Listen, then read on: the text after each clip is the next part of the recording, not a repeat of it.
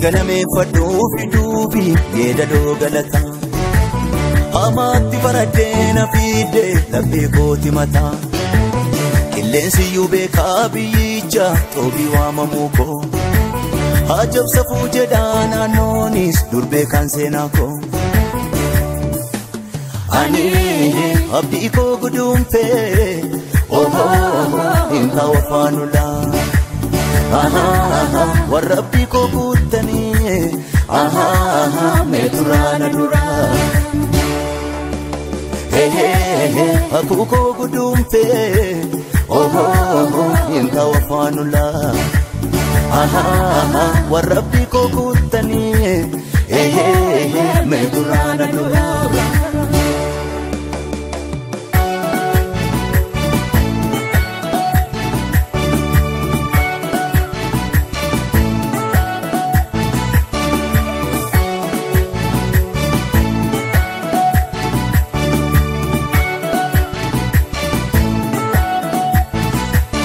Inni tuffatame irra darbame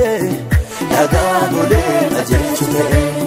Inni tuffatame irra darbame dhagaa golee ajeechu ta'e Inni tuffatame irra darbame dhagaa golee ajeechu ta'e Inni tuffatame irra darbame dhagaa golee ajeechu ta'e Dhagaa golee dhagaa golee Dagagole Inana Dagagole Dagagole Dagagole Dagagole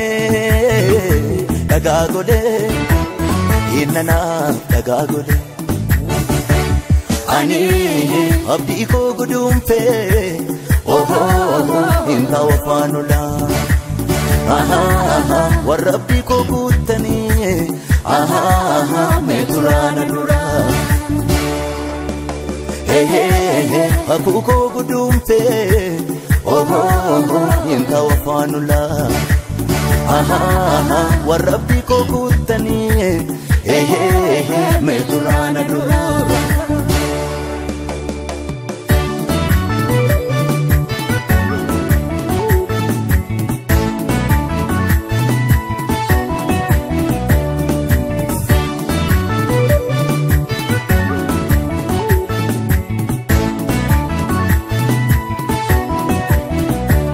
Kan harkatti du'ee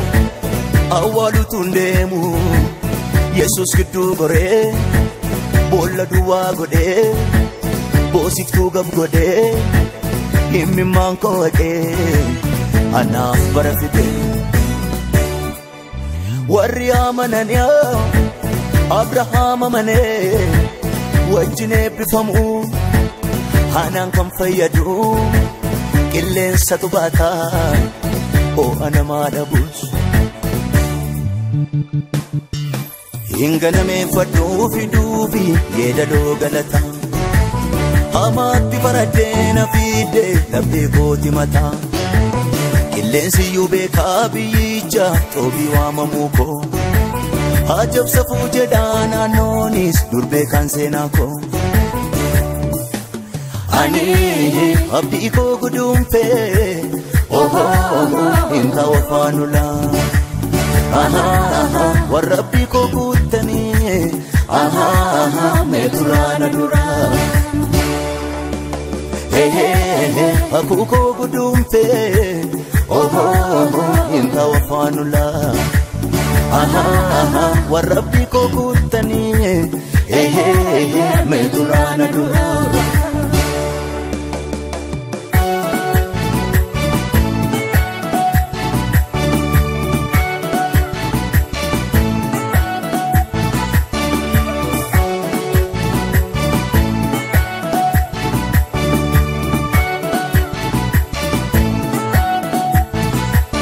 Ansitan gambada Yesus jaalallee koo si ilaaleen deema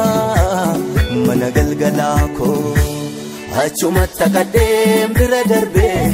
olola mandara sanyii si keessaatu barbaadama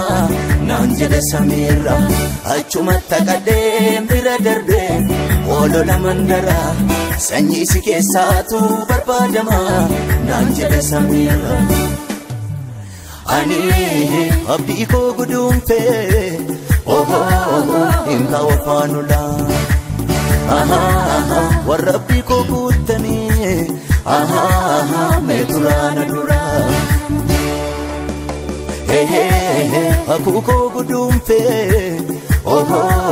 hinka wafaanula